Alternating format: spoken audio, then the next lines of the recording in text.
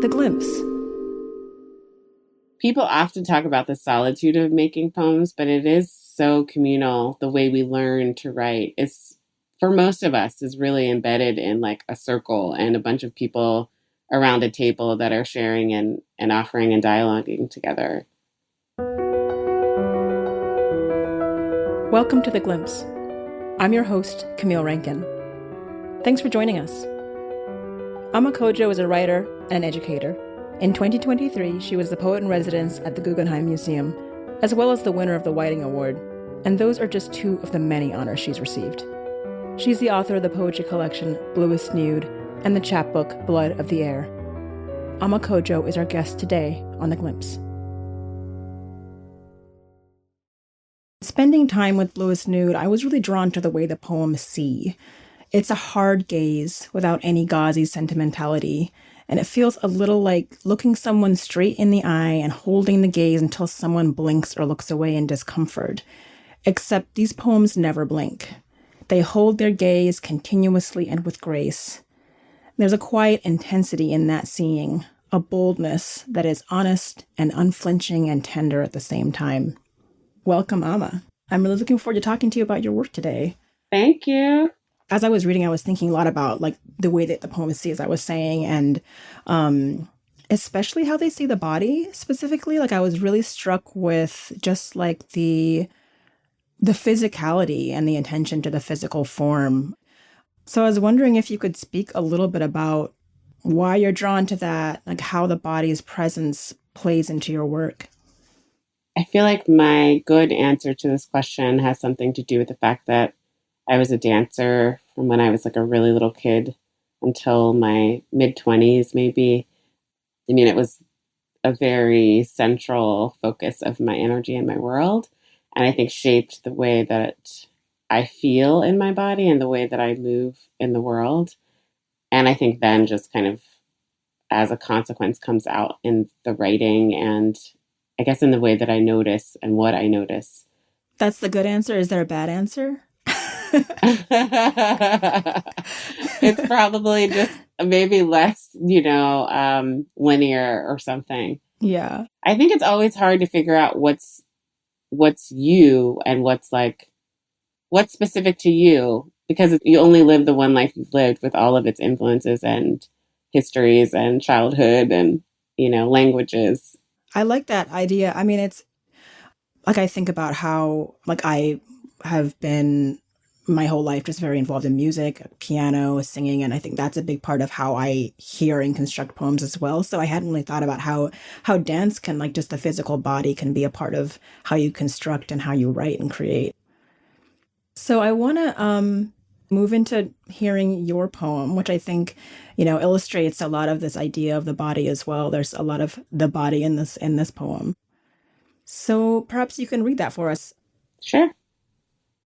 Heaven as Olympic Spa, Koreatown, Los Angeles.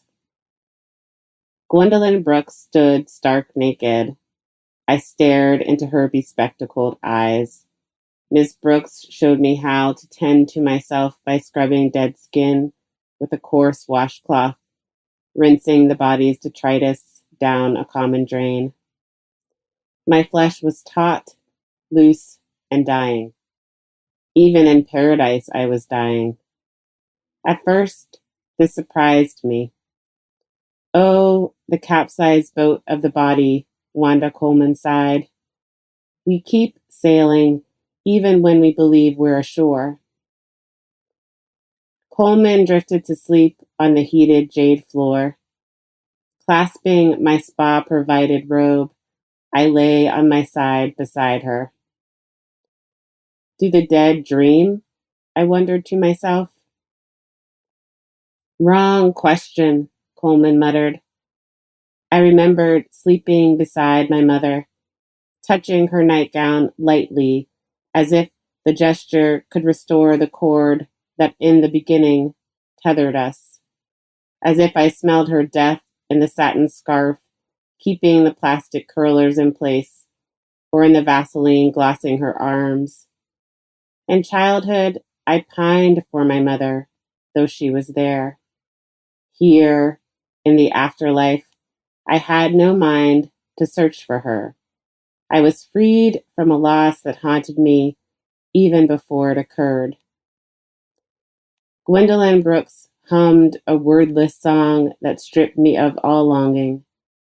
I untied the robe's stiff belt and walked amongst the nude women, my skin brushed smooth and silent.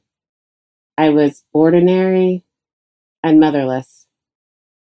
Because I was not alone, my nakedness felt unremarkable. I didn't miss my mother. I didn't miss missing her.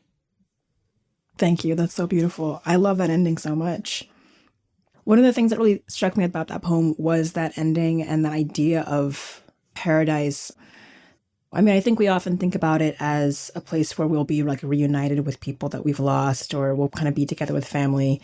So the idea of being there and not feeling grief or loss in that place, but also not necessarily being reunited, being with those people at the same time is really interesting.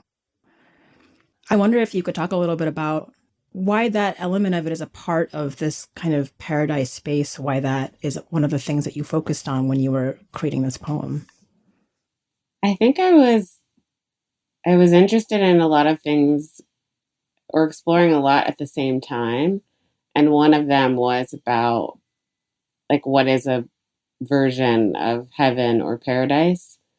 And I think emotionally, if I had to pick one definition, it would be to be free of the grief that I haven't experienced yet, but that I carry with me in my living, the awareness of my mother's death. Yeah. That's interesting. Like it's not exactly grief, but like anticipation of grief, like the anticipation of grief being something that you don't have to carry with you in that space. Yeah. I mean, the setting of a spa, of course, is very surprising. And the Olympic spa, particularly, you chose that particular place. Can you talk about like why that choice? Is that a place that you have like a particular relationship to, or does it hold resonance for you in some way? Yes. So that's a real life spa in Los Angeles that I went to with a friend of mine, probably like a decade ago at this point. And you have to be naked to be in the baths at the spa. And that kind of stipulation was like interesting and maybe slightly off-putting, like in theory. Like when she told me, I was like, I don't know.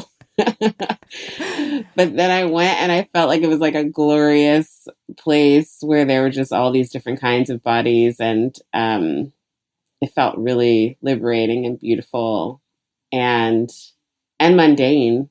And I just, when I was thinking about this book, which is so much concerned with the Black feminine nude, like this was just a space that had come to mind.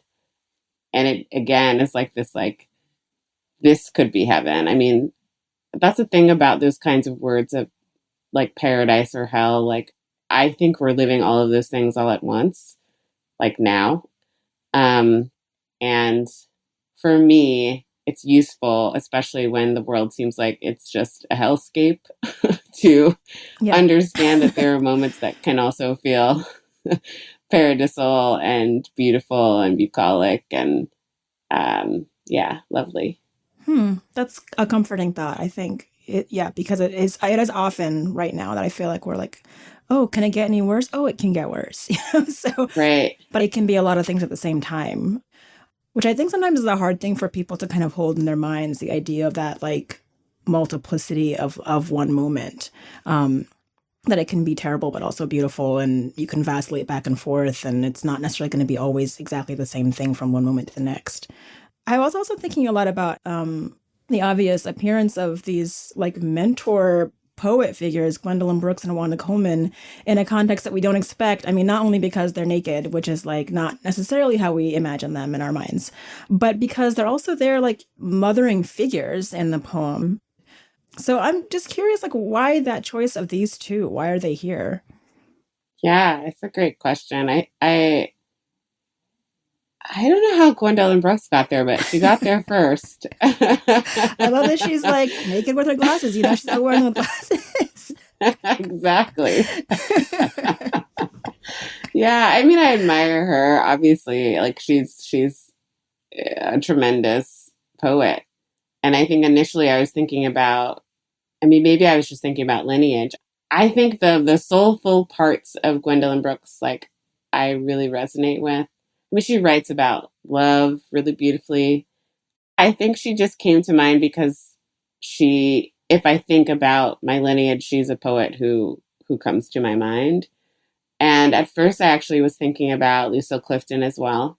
Um, but because this particular spa is in Los Angeles, it just brought to mind Wanda Coleman, who is an LA poet and who has a little bit of like sass, Yes. at least in her reputation. That's why I was like, Wanda. Yeah, she does. That's how people know her. I don't know if I don't know her personally, but Yes. I know that people like that was her reputation, was definitely like she had a little bit of a bite. And I like that Wanda Coleman, as she shows up in this poem, is like kind of she scolds you a little bit. Like she's lying down on the jade floor and falling asleep, but she's also like, girl, don't like, you're getting it wrong. Yeah, like you got the wrong question. Like, she's like, let me school you also while I drift back into my sleep, and she's like reading your mind at the same time. Totally, exactly. I'm thinking about, like, we have these poets appearing in this space in the sort of caretaking role, like you're saying, that kind of role of guiding, and there's a kind of intimacy there. And I wonder if you feel like there is a relationship between art making and poetry and caretaking. Is there an overlap there, do you think? Well, I think certainly in the way that this relationship dynamic between the speaker and Gwendolyn Brooks and Wanda Coleman exists, like I think that that's a definite, there's a kind of copying of the pattern of just mentorship that is a part of hopefully any artist's path, and certainly my own experience as a poet.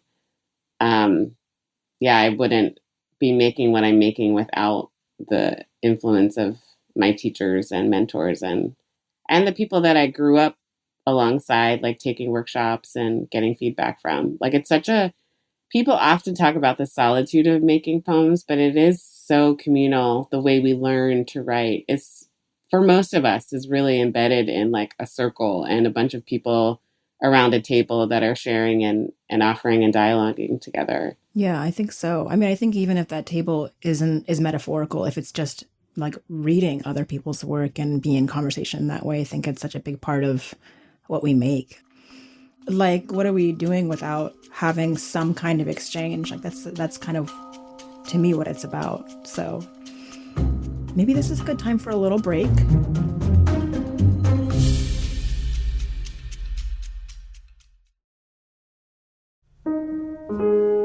We hope you're enjoying The Glimpse.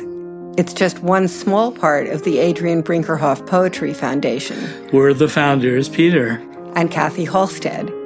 Our goal is to make poetry more accessible to everyone, and we do that in a variety of ways. Through partnerships, our film series, this podcast, and our website, brinkerhoffpoetry.org. We hope these works will lure you into a parallel universe, the way a Mobius strip brings you into another dimension without leaving the page you're on. Thanks for listening. All right, so we're back. Miss Brooks is back too, right? That's right. I love this sonnet. Should I go for it? Yeah, go ahead. Okay. So this is My Dreams, My Works Must Wait Till After Hell by Gwendolyn Brooks. I hold my honey and I store my bread in little jars and cabinets of my will. I label clearly, and each latch and lid I bid be firm till I return from hell. I am very hungry. I am incomplete, and none can tell when I may dine again. No man can give me any word but wait, the puny light. I keep eyes pointed in, hoping that when the devil days of my hurt drag out to their last dregs, and I resume on such legs as are left me, and such heart as I can manage, remember to go home. My taste will not have turned insensitive to honey and bread, old purity could love. That is an incredible poem. I love that so much. I don't think I'd read that one before, and I was like pretty blown away by it. Can you talk about why this poem came to mind as one that's an inspiration to you, an influence to you? Yeah, I mean, I'm always so astounded by the way that her mind works, and it's just it's an odd kind of construction, both in the kind of way of thinking about the poem, but also in the actual lines and the sentences. Like there's just a lot of clauses that end the poem, and if the kind of idea is like I have this honey and this bread in these jars, and I'm gonna have to wait to enjoy them. There's something that's like about the middle of that, like what is that journey? Who is there? What's the kind of heartache and pain about that I feel really intrigued by? Yeah, I guess it's like the conceit of the poem is just really interesting to me. It is. I mean, I think it's interesting, reading this poem after talking about yours and how it's like, there's your poem, this conception of heaven, and now we have a poem that is sort of a conception of hell, but hell is not, we don't really see what hell is in a way. I'm kind of curious what you think about hell's presence here. Like, what is it doing or not? And like, what shape is it kind of making here in its absence? I think there is an argument that hell is in the absence, that the hell is the state of mind, that's only sure of its grief, essentially. The only sure thing is that I don't have access to the honey and the bread right now. Yeah. And I don't know when I will again. And I don't know if I do, if I will enjoy it. Isn't that like a state of hell in some way? Yeah, it's like the hell is the waiting, without necessarily a sense of when that waiting will end. And it's interesting because it's, in the beginning of the poem, it feels as if the power is with the speaker in a way. I mean, there's such a power in the way this is constructed and the voice here. There's a sort of like a sense of control, and I think that I love looking at the way this poem moves and how it's constructed to communicate those things, like those end stopped lines and their kind of certainty. But then when we arrive at this kind of third of the way through, I love this moment so much. I am very hungry. I am incomplete. I don't know. I was so struck by that. And those two short lines that kind of shift in syntactical rhythm there, kind of revealing this need. The urgency shifts in that moment for me. And then I see that kind of a shift in perspective in that this speaker is not in control. None can tell me when I may dine again. I thought that was really interesting. Like, who is there? Who is this person in control of when the speaker is allowed pleasure, I mean, there are so many lines in the poem that just undo me. And I am very hungry. I am incomplete. It's definitely those two sentences. And then the hoping that when the devil days of my hurt drag out to their last dregs, the devil days of my hurt is just like, oh, it's so good. It's so good. Yeah, I love when a poem and you're just like, oh man, it's like you kind of feel a little bit upset.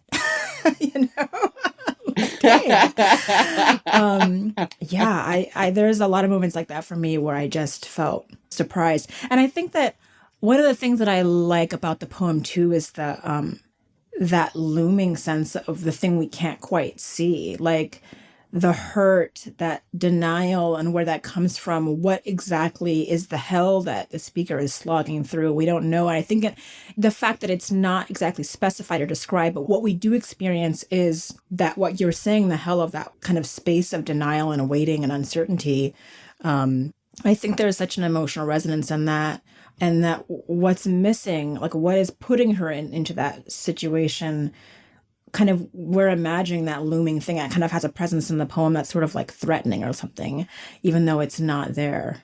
Yeah, I mean, I think it's because it's not spelled out, we're able to offer that of ourselves, right? Like it's a invitation to the reader, even if it's not intentional, for us to bring our own like devil days of hurt to that poem, which makes it feel so personal and relatable. Yeah. That is true. I feel like you can bring in that shadow, whatever it is that you feel like you have to get through at some point in your life or have had that feeling, then that's kind of what you bring into the room with the poem, which is so effective. Is there something about this, and you're thinking about this poem as an inspiration? Is there something in here that you see that you think, I can see how this has touched my work? And I can see how this, like, something that she's doing here is something that I kind of carry with me as I write. I think it's both. I think Brooks is just the queen of describing love in kind of unexpected ways. And since that's one of like my obsessions, it would serve me well to pay attention to her. And I think too, I mean, it's 1, 2, 3, 4, 5, 6. Yeah, 6 lines. It's the last 6. Well, it's actually 7 because there's a semicolon. Yes. But there's that long, long sentence. And I love that.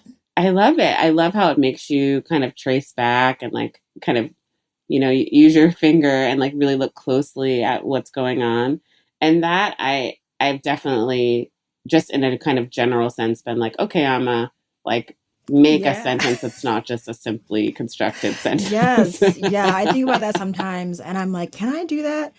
I'm not sure, but I'm always impressed, especially when I see a semicolon in a poem and it's used in a way that looks correct. I mean, I'm like, I think I know what a semicolon is. You know what I mean? Like, I'm pretty confident, but I'm always like, do I really know? When I see one in a poem being used to construct a long sentence like this, I'm always like, bravo,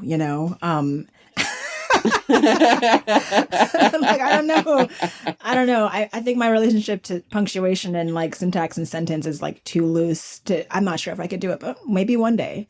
I have faith. But I love that last line. It's like, that last sentence is so long. Yeah. It's the waiting. It's the waiting. It's that like, it's a kind of mimetic sensibility that's happening with the construction of the sentence. Yeah. That is like, it's the same thing that we're kind of going through, or the speaker's going through, and we're going through as a reader. Mm-hmm. That puny light of wait. Yeah, I like that idea of wait as like a puny light on the horizon somewhere at the end of a long tunnel. Mm-hmm. And that last sentence and its movement, it really, to me, I did feel like this is the wait, this is the embodiment of that kind of efforting through to the end and like kind of waiting and trying to get to that sense of resolution at the end in that last line. You can feel that work, I feel like, in a way, with the fact that it is a complex sentence. Mm-hmm. You kind of have those moments where you're like, wait, what is this referring to? And have it. It's so skillful. Right. Yeah. She's amazing. Still schooling us, Yeah.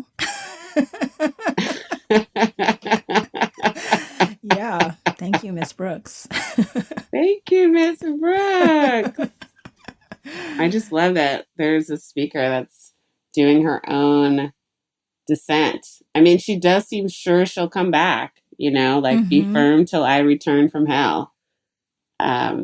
We don't know what she'll be like when she's on the other side of that journey, but she knows she's coming back. Yeah, this was a great poem to read, and it made me want to kind of immerse myself into her work again. So thank you so much for bringing that poem back in front of me. It's really great. You're welcome. And I also would say I memorized this poem in the spring. It's also a nice one to memorize because it's a sonnet and because she's really using the meter in the sonnet-like way. It's not that hard. And it was really nice to just like get in there through the memorizing to try to hear things differently. Yeah, this was the one that I read out loud because I was like, I think I need to be in this poem in a different way. And there's something about memorizing that feels like musical. So it feels like you're kind of like relying on this kind of muscle memory almost in the way that you move through it. And I think there's just something just very satisfying about that experience of a poem, you know, and on a poem like this that relies on that kind of movement of the speech and how it sounds. Well, thank you so much for speaking with me today. It's been a delight. And it's just been so great to spend time with your work and spend time with your work in the company of Miss Brooks in various ways. Yeah, it's been lovely. Thank you so much. Thank you for having me, Camille. It was a pleasure.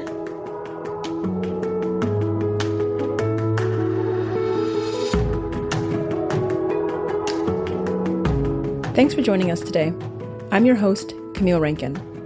Ama's poem, Heaven as Olympic Spa, from her book Bluest Nude, was aired with permission from Milkweed Books, copyright 2022. The Gwendolyn Brooks poems, My Dreams, My Works, Must Wait Till After Hell, was aired with permission from the Brooks estate and reprinted with thanks to Brooks Permissions. Coming up next week, Kaveh Akbar talks about language, loss, and identity, and touches on his new novel, Martyr.